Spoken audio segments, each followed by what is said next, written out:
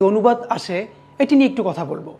আমরা জানি বিসিএস রিটেনের ইংরেজিতে যে 200 নাম্বার আছে তার মধ্যে একটি বড় অংশ জুড়ে থাকে অনুবাদ, এবং এই অনুবাদটা করবার ক্ষেত্রে আমরা সবাই মোটামুটি যেটি করি যে খুবই ট্র্যাডিশনাল অনুবাদ করি এবং এখান থেকে আমাদের ভালো নাম্বার আমরা তুলতে পারি না।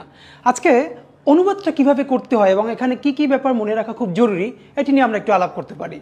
যেমন আমরা সাধারণত যেটি করে থাকি ইংরেজি থেকে বাংলা বা বাংলা থেকে ইংরেজি করবার সময় যে আমরা খুবই আক্ষরিক অনুবাদ করি, কিন্তু আমরা জানি যে কোনো ভালো অনুবাদ মানেই হলো তার কনটেক্সচুয়াল মিনিং বুঝে করতে হয়, এক কথায় ভাবানুবাদ করতে হয়। তো আজকে খুবই কমন একটি সেন্টেন্স যেটি আমরা বিভিন্ন পরীক্ষায় বিভিন্ন ভাবে এসেছে। এই যে পিছনে একটি সেন্টেন্স আছে দেখতে পাচ্ছি, ওয়ান সালো does not make a summer. ছোটবেলা থেকে এটাকে আমরা পড়েছি যে এক মাঘে শীত যায় না, এরকম একটি বাক্য আমরা পড়েছি।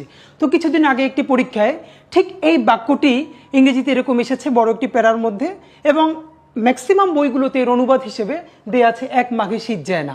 আমরা আজকে এই বাক্যটি দিয়ে দুটো জিনিস বুঝবার চেষ্টা করব।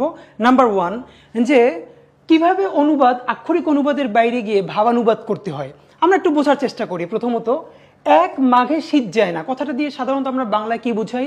আমরা বুঝাই যে আজ যে বিপদটা হচ্ছে, মানে এই বিপদটা চিরদিন থাকবে না, এই বিপদ আবার আসবে। আজকে আমার সমস্যা হচ্ছে, পরের দিন তোমারও হয়তো আসবে, এরকম কথা বুঝাতে আমরা কি বুঝাই? এক মাঘে শীত যায় না। কিন্তু ওয়ান সালো does not make a summer এই বাক্যটা দিয়ে মূলত ইংরেজিতে কি বুঝায় আগে একটু আক্ষরিকভাবে বুঝবার চেষ্টা করি। সলো হলো একটি পাখির নাম। এটা এক প্রকার পাখি যেটা সাধারণত ইউরোপের দিকে, এবং এই পাখিটাকে অনেক সময় আমাদের ডিকশনারিগুলোতে আবাবিল লেখা আছে। তো সাধারণত এটা আমাদের দিকে দেখা যায় না, এটা পশ্চিমের এক ধরনের পাখি, নামই হচ্ছে সোয়ালো, এবং এটি একটি পাখি। Does not make a summer, আমরা সামার মানে জানি কি, এটি গ্রীষ্ম।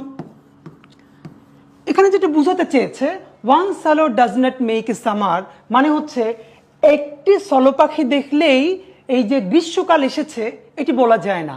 এর কথাটার স্পিরিটটা হলো যে আমরা সাধারণত জানি যে আমাদের এদিকে বসন্তকাল আছে, আর বসন্তের দূত হিসেবে আমরা কোকিলকে বলি। ঠিক পশ্চিমে সলো পাখিকে সামারের দূত মনে করা হয়।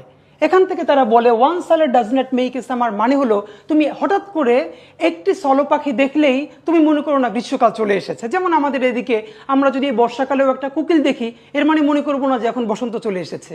মূলত বাক্যটি কি বুঝায়? বাক্যটি বুঝায়, যার অনুবাদটা হচ্ছে, স্পিরিটটা হচ্ছে, ওয়ান সালো does not make a summer means কোনো ক্ষেত্রে একটি মাত্র দৃষ্টান্তের ভিত্তিতে মতামত গঠন করা উচিত নয়। আই রিপিট, ওয়ান সালো does not make a summer মানে হচ্ছে একটি মাত্র দৃষ্টান্তের ভিত্তিতে কোনো মতামত গঠন করা উচিত নয়। এর মানে হলো এক মাঘে শীত যায় না এই জিনিসটা দিয়ে আমরা যা বুঝাই, ওয়ান সালো does not make a summer দিয়ে কিন্তু তা বুঝাচ্ছে না। এক মাঘে শীত যায় না মানে হচ্ছে আজকে বিপদ যেটা আসলেও এটা আজীবন থাকবে না, বা সেই বিপদটা আবার তোমার ক্ষেত্রেও আসবে।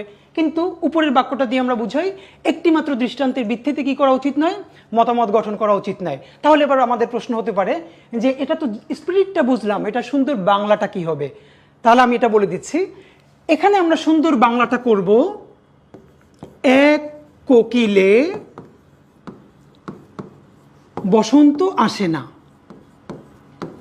এর মানে ওয়ান সালো does not make a summer এর শুদ্ধ বাংলা হবে এক কোকিলে বসন্ত আসে না। একটু এখন সবাই আমরা প্রশ্ন করতে পারি, ভাইয়া সলো মানে তো সলো পাখি, আমরা এখানে কোকিল কেন লিখছি? আবার সামার মানে তো সামার মানে গ্রীষ্ম, আমরা এখানে বসন্ত কেন লিখছি? That is called contextual meaning.